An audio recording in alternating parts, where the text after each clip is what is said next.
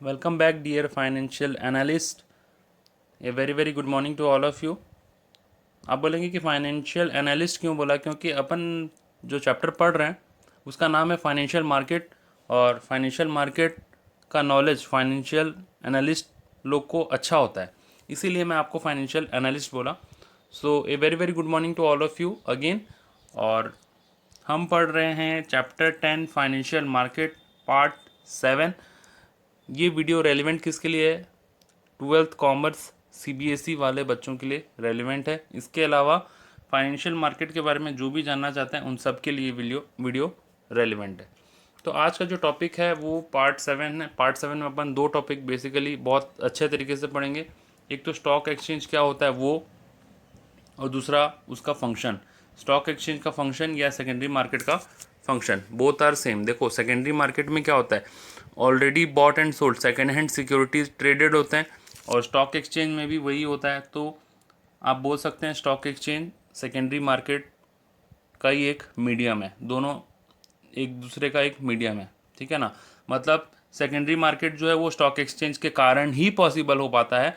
तो ऐसा भी बोलें तो कोई गलत बात नहीं है.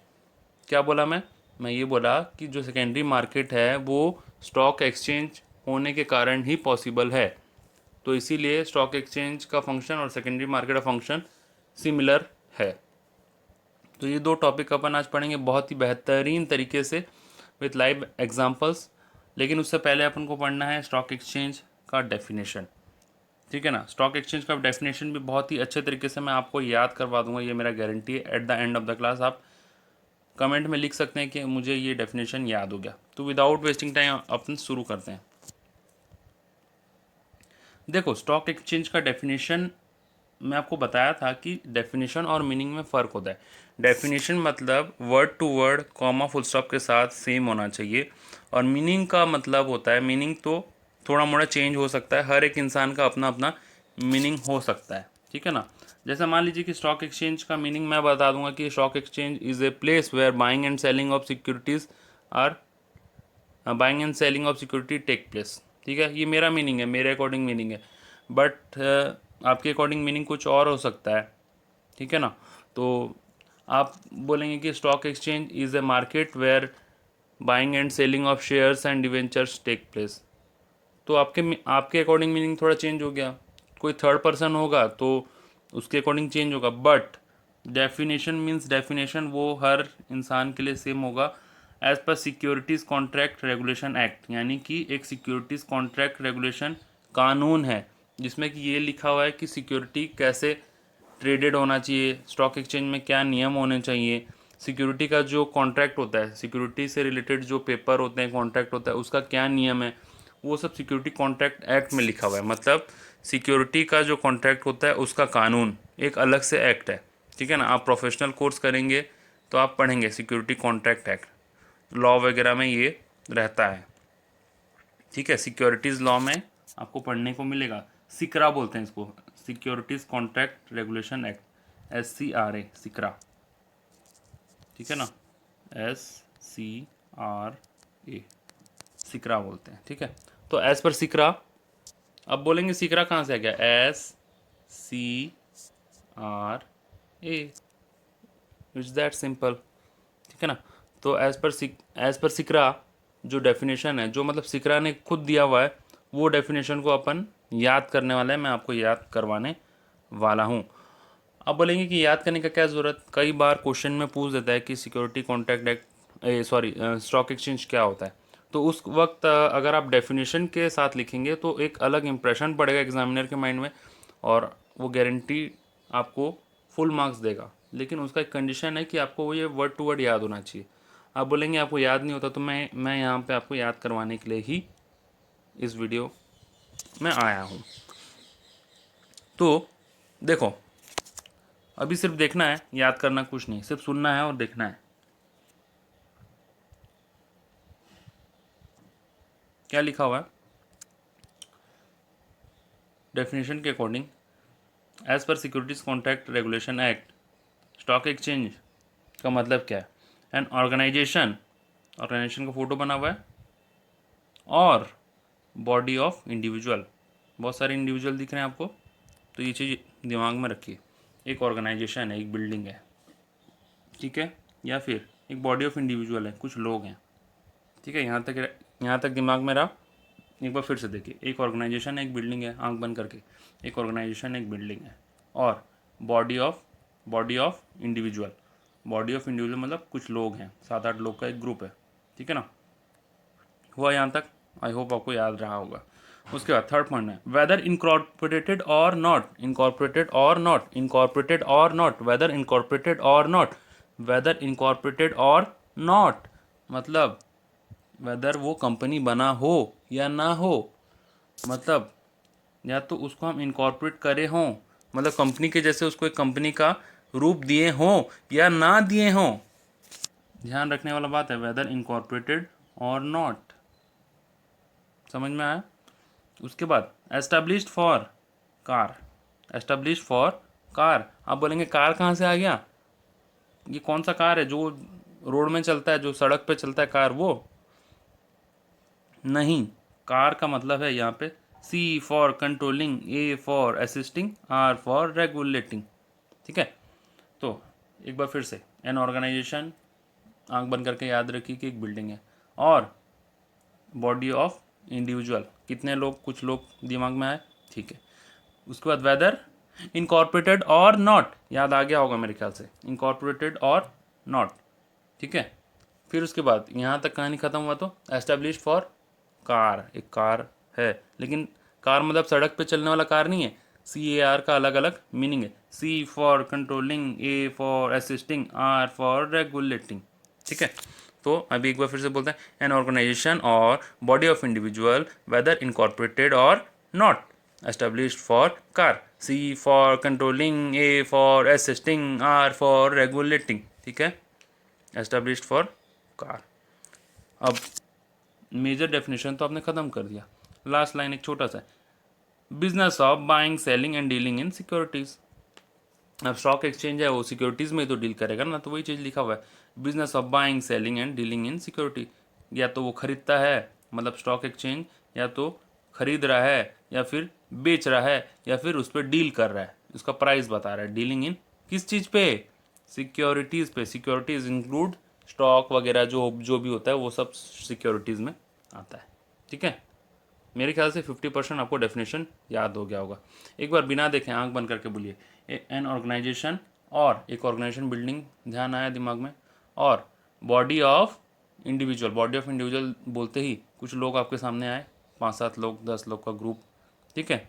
वेदर इनकॉर्पोरेटेड और नॉट, आप खुद से बोले हैं, मेरे को पता है, whether incorporated or not, established for CAR, CAR एक ध्यान में आया, C for controlling, A for assisting, R for regulating, फिर business of buying selling dealing and securities, समझ में आ गया।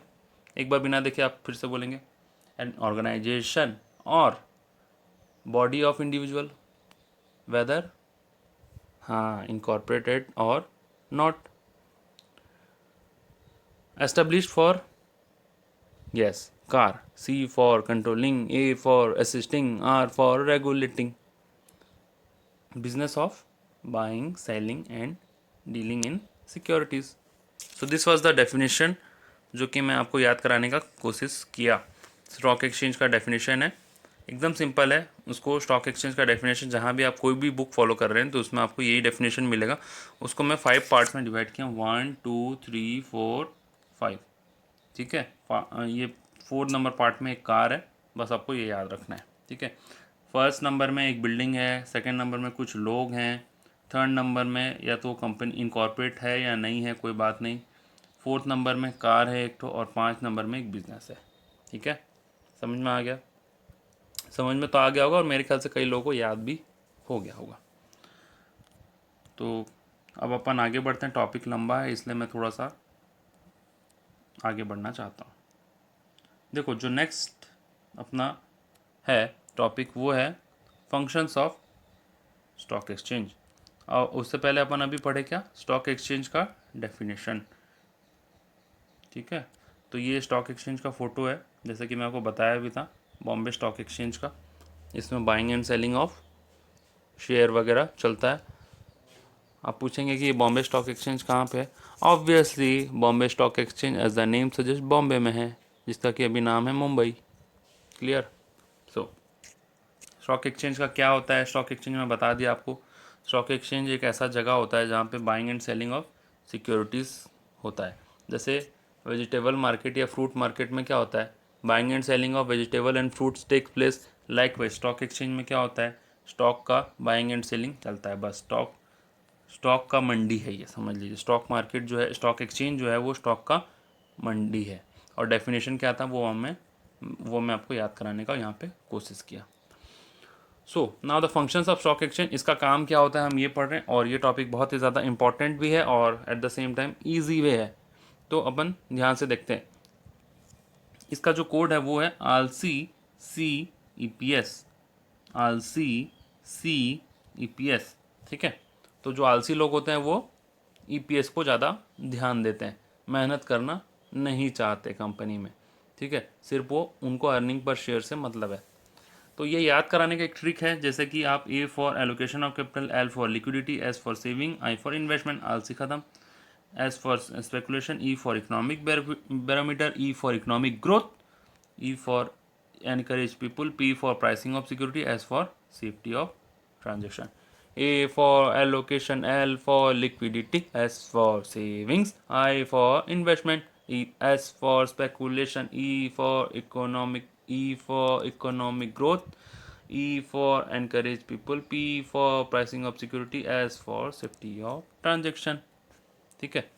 तो एक बार फिर से, A for allocation, L for liquidity, S for savings, I for investment, S for speculation, E for economic growth, E for encourage people, P for pricing of security, S for safety of transaction. ठीक है। तो ये धुन के साथ अगर आप याद करेंगे तो आपका पॉइंट्स यूँ याद हो जाएगा। ठीक है। तो ये ट्रिक है, कॉन्सेप्ट लर्निंग ट्रिक्स जो मैं बोलता हूँ अपने क्लास में, ये वही है, यही सब कुछ है ये क्लास का, और यही इस क्लास का ब्यूटी है आप बोल दीजिए। खैर, ये मैं अपने तरफ से तारीफ़ करूँ तो वो मज़ा नहीं आएगा, पर जब आपको ये चीज़ फील होगा तो आप खुद बोलेंगे तो वो ज़्यादा अच्छा है। ठीक है।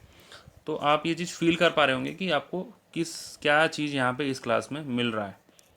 तो एक बार फिर से, E for allocation, L for liquidity, S for savings, I for investments, S for speculation, E for economic growth, E for encourage people, P for pricing of security, S for safety of transaction. So this was RCC EPS, that is the functions of stock exchange or secondary market. Now we will move on this topic, और अंदर का content भी याद करना ज़रूरी है। मैं point याद तो ज़रूर करवा दिया, लेकिन पॉइंट से आपको 50% मार्क मिलते हैं। और एक तरीका ये, और एक तरीके से, और एक एंगल से आप ये देखें तो ऐसा भी है कि मान लीजिए आपको अंदर का कंटेंट याद नहीं है, बट आप पॉइंट लिख करके आते हैं एग्ज़ाम में, तो अगर ये 6 मार्क का क्वेश्चन आता है तो 3 मार्क तो आपके जेब में मैंने डाल दिए अभी से। ठीक है, समझ में आया आपको पॉइंट्स का इंपॉर्टेंस कितना ज़्यादा है CBSE में। अगर आप सिर्फ पॉइंट लिख देते हैं तो उससे आपका 50% मार्क्स CBSE आपको यूं ही दे देता है, क्योंकि CBSE मानता है जिन बच्चों को पॉइंट याद है, अंदर का कंटेंट थोड़ा मोड़ा तो आता ही होगा। तो इसीलिए पॉइंट अगर आप मेरे क्लास में याद कर लिए तो आपका बिजनेस स्टडीज़ में 50 तो ऐसे ही आ गया। और मेरा मकसद 50 दिलाना नहीं है, मेरा मकसद तो 100 आउट ऑफ 100 दिलाना है। मैं तो सिर्फ आपको एक एग्जांपल दे रहा हूँ कि मेरा क्लास ही कर लेंगे तो आपका 50 मार्क्स ऐसे ही आ जाएगा। तो 50 के लिए तो अपन फाइट कर ही नहीं रहे हैं, अपन अपने जो फाइट कर रहे हैं 100 आउट ऑफ 100 के लिए कर रहे हैं। ठीक है, 100 ना सही 99 तो मिलेगा, और 99 मिलता है थ्योरी में, ऐसा कोई उसमें हार्ड एंड फास्ट रूल नहीं कि नहीं मिलता है। ठीक है, 100 भी मिलता है। So A for allocation of capital, A for allocation of capital का मतलब क्या है? देखो, अब शेयर मार्केट में कई टाइप के कंपनियां आते हैं। ठीक है, रिलायंस भी आता है, फ्लिप फ्लॉप भी आता है, टाटा भी आता है, हर टाइप के कंपनी आते हैं। ठीक है, अब देखो, क्या ये ज़रूरी है कि रिलायंस का शेयर का जो कीमत है, मान लो 1000 रुपीज़ में ट्रेड कर रहा है, अभी मार्केट में चल रहा है, फ्लिप फ्लॉप का भी वही रेट होगा? नहीं, बिल्कुल भी ज़रूरी नहीं है। और यही तो स्टॉक एक्सचेंज का ब्यूटी है कि हर शेयर का प्राइस अलग अलग होता है, ठीक है। तो अभी रिलायंस का शेयर का प्राइस है 1000, फ्लिप फ्लॉप का है 200। तो रिलायंस अच्छा परफॉर्म अगर कर रहा है ना, तो इसका मतलब भाव ज़्यादा है, मतलब रिलायंस अच्छा परफॉर्म कर रहा है, इसमें कोई दो मत है ही नहीं। So if the price is running on the higher side, that means the company is running very good, ठीक है। तो जो अच्छा कंपनी होता है उसका शेयर प्राइस हायर होता है, ठीक है, और स्टॉक एक्सचेंज में वो अच्छे से ट्रेड कर रहा होता है, ठीक है।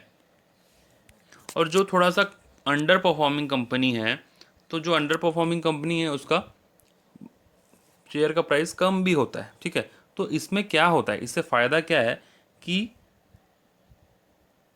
कैपिटल का एलोकेशन सही जगह पे हो जाता है। जो इन्वेस्टर हैं उनका कैपिटल का एलोकेशन सही जगह पे हो जाता है, क्योंकि अब जैसे मान लीजिए आप रिलायंस कंपनी है, 1000 रुपये में चल रहा है, प्राइस हमेशा ग्रीन में दिखा रहा है, ऊपर अप ट्रेंड है, अप ट्रेंड यानी कि ऊपर जा रहा है इसका प्राइस हमेशा, ठीक है, और इसका प्राइस नीचे जा रहा है। तो आप कौन से कंपनी में इन्वेस्ट करेंगे? ऑब्वियस सा बात है कि इस कंपनी में इन्वेस्ट करेंगे ना, रिलायंस में, क्योंकि प्राइस इसका ऊपर जा रहा है। सिर्फ एग्जांपल है, हाँ, ये एग्जांपल है एजुकेशनल पर्पज़ के लिए, मैं कोई प्रमोशन नहीं कर रहा हूँ। तो यहाँ पे रिलायंस का जो प्राइस है वो ऊपर जा रहा है, तो आपको ये पता चल रहा है कि company is performing well, then it is but obvious that कि you will invest in Reliance only, you will not invest in flip flop. In that case your capital is allocated at a good place. मतलब आपका जो capital, आपका जो पैसा, आपका जो मेहनत का पैसा है वो सही जगह पे इन्वेस्ट हुआ है, उसी को बोलते हैं हम allocation of capital, better allocation of capital, वही माना जाता है, ठीक है। एलोकेशन ऑफ कैपिटल का मतलब क्या है, आपका कैपिटल सही जगह पे इन्वेस्ट होता है। किसका बदौलत, ये स्टॉक एक्सचेंज के बदौलत आपका जो कैपिटल है वो सही जगह पे इन्वेस्ट होता है। एल फॉर लिक्विडिटी, लिक्विडिटी का मतलब है आपको जब पैसे की ज़रूरत है, आपको पैसा मिल जाए, उसको बोलते हैं हम liquidity.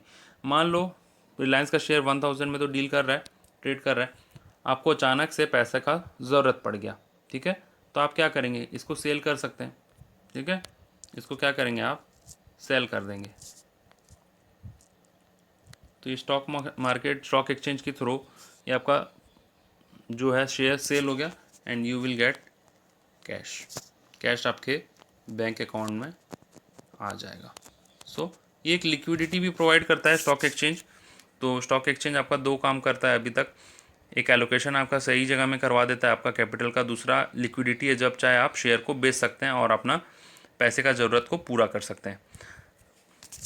Third and fourth point are one, saving and investment, ये एक ही है, मैं एक ट्यून बनाने के लिए एस और आई अलग अलग लिखा हूँ, ठीक है। तो promote the habit of saving and investment, आपका एक सेविंग और इन्वेस्टमेंट करने का आदत देता है कौन, स्टॉक एक्सचेंज, क्योंकि आप पैसा बचाना सीखते हैं, पैसा बचा के आप सोचते हैं कि पैसा को मैं इन्वेस्ट करूं, अच्छे अच्छे कंपनी में इन्वेस्ट करूं, जैसे मान लो रिलायंस है, उसमें आप इन्वेस्ट करना चाहेंगे क्योंकि इसका प्राइस, शेयर का प्राइस बढ़ रहा है। तो ये सारा पॉसिबल क्यों हो पा रहा है, क्योंकि there is a existence of stock exchange, there is a existence of secondary market, ठीक है। तो आप क्या कर सकते हैं, पहले तो पैसा बचाएंगे और उसको इन्वेस्ट करेंगे, ठीक है, उसको कैपिटल ये स्टॉक मार्केट में इन्वेस्ट करेंगे, ना कि बजाय आप इसको अनप्रोडक्टिव एसेट में इन्वेस्ट करें। जैसे कि अनप्रोडक्टिव एसेट मतलब गोल्ड है, एग्जांपल गोल्ड, सिल्वर, ये क्या है, ये आपके घर में पड़ा हुआ रहता है, इसमें इतना लिक्विडिटी नहीं है, जब मन करे आप सेल नहीं कर सकते, ठीक है ना। लेकिन स्टॉक एक्सचेंज में क्या है, स्टॉक मार्केट में क्या है, आपको जब इच्छा वो आप इन्वेस्ट कर सकते हैं, जब मन किया आप सेल कर सकते हैं, ठीक है, पैसा आपके तुरंत आपके अकाउंट में आ जाएगा, आपका कैश का ज़रूरत भी पूरा हो जाएगा। और ये एक सेविंग एंड इन्वेस्टमेंट का आदत भी देता है, इन्वेस्टमेंट भी आप कर सकते हैं। सो वी कंप्लीटेड आलसी, ये पार्ट खत्म हुआ। Now as per speculation, speculation मतलब सट्टाबाजी, ठीक है, एक बार मैं ये क्लीन कर देता हूँ।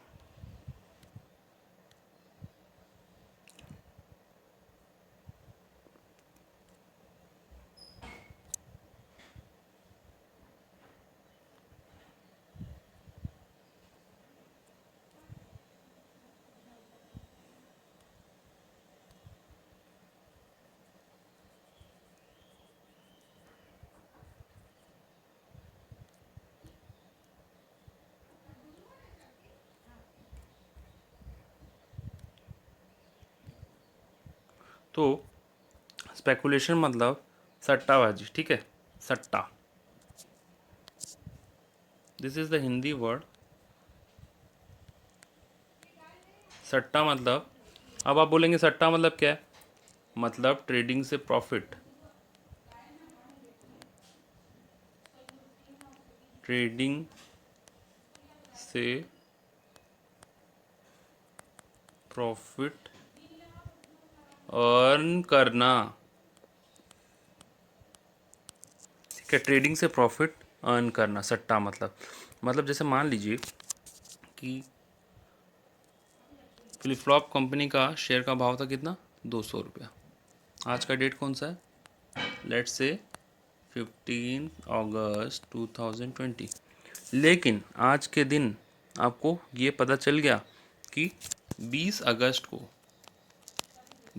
अगस्त को आपका शेयर का प्राइस बढ़ने वाला है, फ्लिप फ्लॉप का शेयर का प्राइस बढ़ने वाला है। तो आप क्या करेंगे, आपको अंदाज़ा हुआ, ठीक है, ऐसा कुछ पता नहीं चला, आपको एक अंदाज़ा, आपने अपने हिसाब से आपका सिक्स सेंस काम किया कि ये इसका प्राइस बढ़ने वाला है। तो आप क्या करेंगे, आप इसका शेयर को बाय करेंगे, ठीक है, आप इसका शेयर को बाय कर लिए, ठीक है, और एक्चुअल में आपका जो अंदाज़ा था वो सही हो गया। 21 तारीख के दिन शेयर का प्राइस बढ़ करके 400 रुपीज़ हो गया, ठीक है, और आप शेयर परचेज़ किए थे तो आपका शेयर का प्राइस, आपका जो इन्वेस्टमेंट था, आपका जो वैल्यू था, आपका जो अर्निंग था वो आपने कमा लिया, ठीक है, आप ट्रेडिंग करके आपने प्रॉफिट कमा लिया। फिर 22 तारीख के दिन आप क्या किए, 22/8/2020 को उसको सेल कर दिए, ठीक है, 22 तारीख को आप सेल कर दिए और आपने प्रॉफिट कमाया, एक शेयर पे आपने 200 रुपये का प्रॉफिट कमाया, ठीक है, और इसी तरीके से 10 शेयर होंगे तो 2000, 100 शेयर होंगे तो 20,000 का प्रॉफिट आप कमाए होंगे। सो इसी को बोलते हैं स्पेकुलेशन, और स्पेकुलेशन भी इसीलिए पॉसिबल है क्योंकि स्टॉक एक्सचेंज एग्जिस्ट कर रहा है, ठीक है। तो स्पेकुलेशन का मतलब ट्रेडिंग से प्रॉफिट कमाना, शेयर को खरीदी बिक्री करके प्रॉफिट कमाना, ठीक है। Now E for economic barometer. Economic barometer का मतलब क्या होता है, देखो, normally barometer is an instrument for measuring air pressure, ठीक है, बैरोमीटर से एयर प्रेशर चेक किया जाता है, एनवायरनमेंट का एयर प्रेशर वेदर फोरकास्टिंग में हेल्प होता है। लाइकवाइज इकोनॉमी का फोरकास्ट, कंट्री का इकोनॉमी का फोरकास्ट कौन करता है, यही स्टॉक एक्सचेंज करता है, ठीक है। तो इकोनॉमिक बैरोमीटर इसलिए बोला गया है क्योंकि स्टॉक एक्सचेंज के हेल्प से शेयर का प्राइस, इकोनॉमी ऊपर जा रहा है या नीचे जा रहा है, ये हमको पता चल पाता है, तो इसीलिए इसको हम इकोनॉमिक बैरोमीटर बोलते हैं, ठीक है, इकोनॉमी के बारे में हमको बताता है। अभी जैसे मान लीजिए जब कोरोना वायरस हिट हुआ इंडियन मार्केट में, ठीक है, तब अराउंड मार्च 2020 का बात है, तब जो स्टॉक मार्केट था, जो इकोनॉमी था इंडिया का, वो डाउन था, इंडिया का इकोनॉमी क्या था, डाउन था, इंडिया का इकोनॉमी डाउन था रेड कलर से, ठीक है। नाउ अब क्या हुआ, कुछ दिन के बाद जब थोड़ा सिचुएशन सुधरा, जुलाई 2020 में इंडिया का इकोनॉमी फिर अपवर्ड ट्रेंड होने लग गया, ठीक है, इंडिया का इकोनॉमी फिर ऊपर जाने लग गया। तो ये सब अपने को पता कैसे चलता है, ये सब होता तो है लेकिन ये पता कैसे चलता है, this is all possible due to economic barometer, ठीक है। तो स्टॉक एक्सचेंज या सेकेंडरी मार्केट को इकोनॉमी का बैरोमीटर बोला जाता है, कहा जाता है।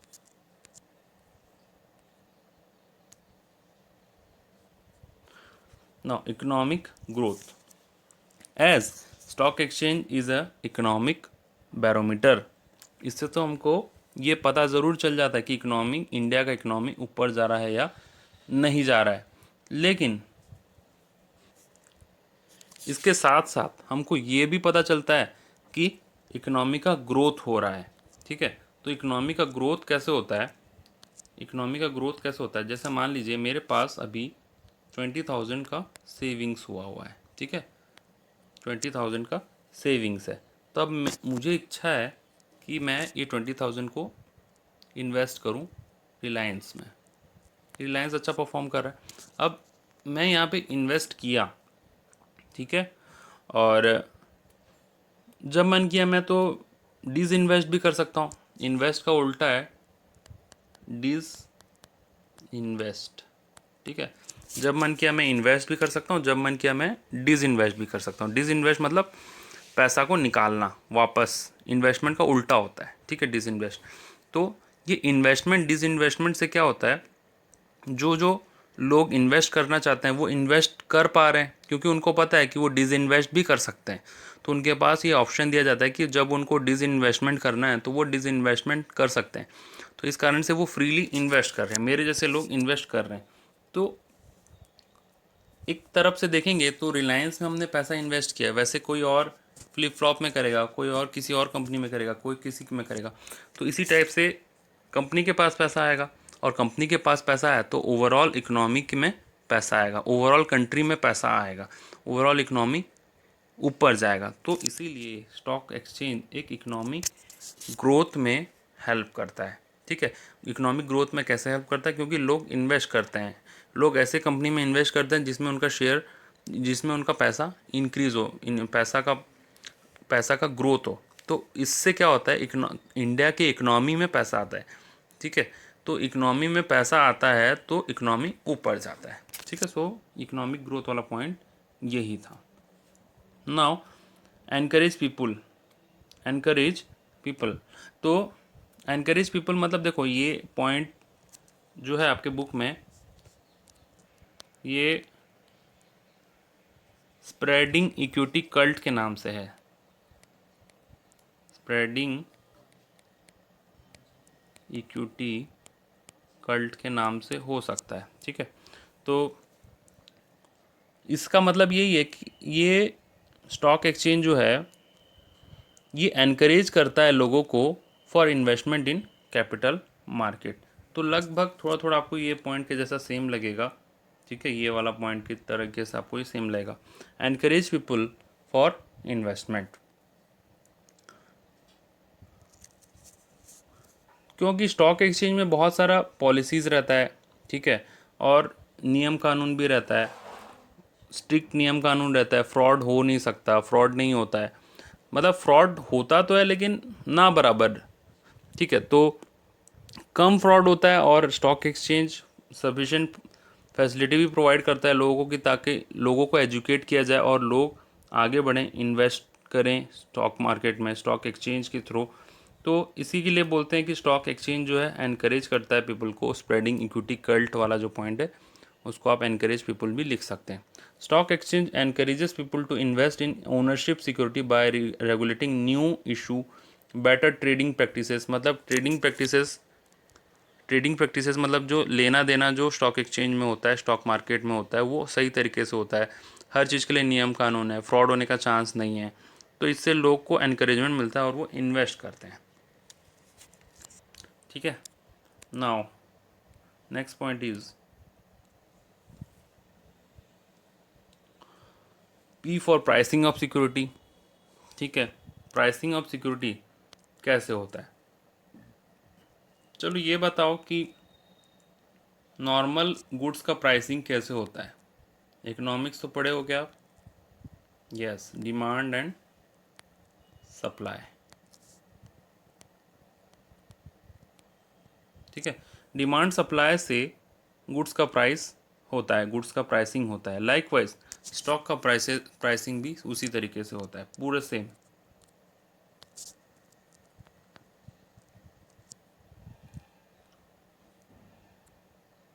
तो स्टॉक का प्राइसिंग भी सिमिलर तरीके से होता है। मान लीजिए रिलायंस का स्टॉक का अभी डिमांड ज़्यादा है, लोग ज़्यादा खरीद रहे हैं, ठीक है, पीपल आर बाइंग, ठीक है, लोग खरीद रहे हैं लेकिन स्टॉक्स तो लिमिटेड हैं। तो उस केस में क्या है, एक टाइम के बाद आपको रिलायंस कंपनी का शेयर नहीं मिलेगा, क्योंकि फुल्ली सब्सक्राइब होने के बाद थोड़ी ना मिलता है। मान लीजिए रिलायंस कंपनी के 1 लाख शेयर हैं, इसमें से पूरे के पूरे सब्सक्राइब हो गए तो थोड़ी ना और ख़रीद सकते हैं आप, जब तक एडिशनल और शेयर इशू ना किया जाए रिलायंस की तरफ से। तो इससे क्या पता चल रहा है कि रिलायंस कंपनी के शेयर लोग खरीदना पसंद कर रहे हैं, उसका डिमांड बढ़ रहा है। तो जब डिमांड बढ़ रहा है और सप्लाई नहीं बढ़ रहा है तो प्राइस क्या होगा, ऊपर जाएगा। ठीक है, और इसी का ठीक अपोजिट सिचुएशन हो जाए, मान लो कि ये एक कंपनी है, ठीक है, इसके शेयर्स हैं 2 लाख, नंबर्स में बोल रहा हूँ, हाँ ये भी नंबर्स में था 1 लाख, तो 2 लाख शेयर्स इसके पास हैं पर कोई ख़रीदना ही नहीं चाहता है। ठीक है, तो डिमांड ही नहीं है मार्केट में, सप्लाई बहुत ज़्यादा है, तो भी प्राइस क्या होगा, नीचे जाएगा। ठीक है, प्राइस नीचे जाएगा, डाउन जाएगा। तो प्राइसिंग ऑफ सिक्योरिटी में कौन हेल्प किया, स्टॉक मार्केट, स्टॉक एक्सचेंज का हेल्प किया या फिर सेकेंडरी मार्केट हेल्प किया। तो ऑब्वियस सा पॉइंट है, कोई ज़्यादा ट्रिकी पॉइंट है नहीं, इकोनॉमिक्स वाला कॉन्सेप्ट लगता है डिमांड एंड सप्लाई का। समझ में आया। Now the last point is safety of transaction. Safety of transaction, क्या लगता है आपको ये पढ़ के कि सेफ्टी ऑफ ट्रांजेक्शन कैसा होगा। देखो, स्टॉक एक्सचेंज में वही शेयर्स डील होते हैं जो उसमें लिस्टेड होते हैं। आप बोलेंगे बात समझ में नहीं आया।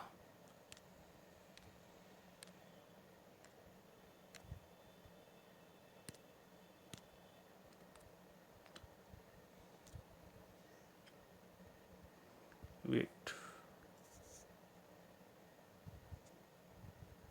ठीक है, तो स्टॉक एक्सचेंज में वही शेयर ट्रेड होते हैं जो लिस्टेड होते हैं स्टॉक एक्सचेंज में। मान लीजिए रिलायंस ने अपना शेयर को स्टॉक एक्सचेंज में लिस्ट करवा रखा है। लिस्ट यानी कि इसमें शेयर का नाम लिखवा रखा है, रजिस्टर करवा रखा है। ठीक है, एक बार रिलायंस ने अपना शेयर का नाम इसमें लिखवा दिया तो ये गवर्नमेंट की नज़र में आ जाता है, और इसको देखता कौन है, सेबी। ठीक है, सेबी जो है वो स्टॉक एक्सचेंज का सारा काम करने का तरीका कैसा कर रहा है, क्या कर रहा है, कुछ चोरी वोरी तो नहीं हो रहा है, कुछ फ्रॉड तो नहीं हो रहा है, सारा कुछ कौन देखते रहता है, सेबी। सेबी कौन, securities exchange board of India, और ये एक गवर्नमेंट बॉडी है। ठीक है, मतलब कहीं ना कहीं स्टॉक एक्सचेंज में सरकार का नज़र है। जब सरकार का नज़र है तो फ्रॉड होने का चांस थोड़ा कम है। ठीक है, थोड़ा कम क्या, बिल्कुल ही कम है। मैं ये नहीं कह रहा कि फ्रॉड नहीं हो सकता, बट फ्रॉड होने का चांस ना बराबर है। ठीक है, तो सारा कुछ ट्रांजैक्शन रेगुलेटेड है, और इसमें अगर सेबी इसको देख रहा है स्टॉक एक्सचेंज को, तो बहुत सारे नियम होंगे डील करने के लिए। इस टाइम में डील कर सकते हैं, इस टाइम में डील नहीं कर सकते हैं। जो कंपनी लिस्ट करवाया है अपने आप को, वो कैसा है, वो कहीं फ्रॉड तो नहीं कर रहा है। ठीक है, और उसके क्या नियम कानून हैं, कैसे रूल्स हैं, रेगुलेशन वगैरह सब कुछ देखे जा रहे होंगे। क्योंकि जब रिलायंस लिस्ट करवाया खुद को स्टॉक एक्सचेंज में, तो उसको कौन देखने लगा, सेबी। सेबी तो इसका पापा है ना, तो सेबी सब कुछ देख रहा है। तो जब सेबी सब कुछ देख रहा है और स्टॉक एक्सचेंज में लिस्ट करवाया हुआ है कंपनी अपने आप को, रिलायंस ने अपने आप को स्टॉक एक्सचेंज में लिस्ट करवा रखा है, तो उसको रूल्स के अंदर काम करने पड़ेंगे। ठीक है, then the company should obey the rules. ठीक है, कंपनी को रूल्स मानने पड़ेंगे। ठीक है, भले कंपनी चाहे या ना चाहे। तो जब कंपनी रूल्स के अंदर रहेगा, then there is a safety, for normal investors. Normal investor जब ट्रेड करेंगे तो उनको एक सेफ्टी मिलेगा। ठीक है, उनको एक सिक्योरिटी का एहसास होगा। ठीक है, समझ में आया ये चीज़ आपको। आई होप आपको सारे पॉइंट समझ में आए होंगे। एक बार फिर से रिवाइज कर लेते हैं विद इन शॉर्ट टाइम।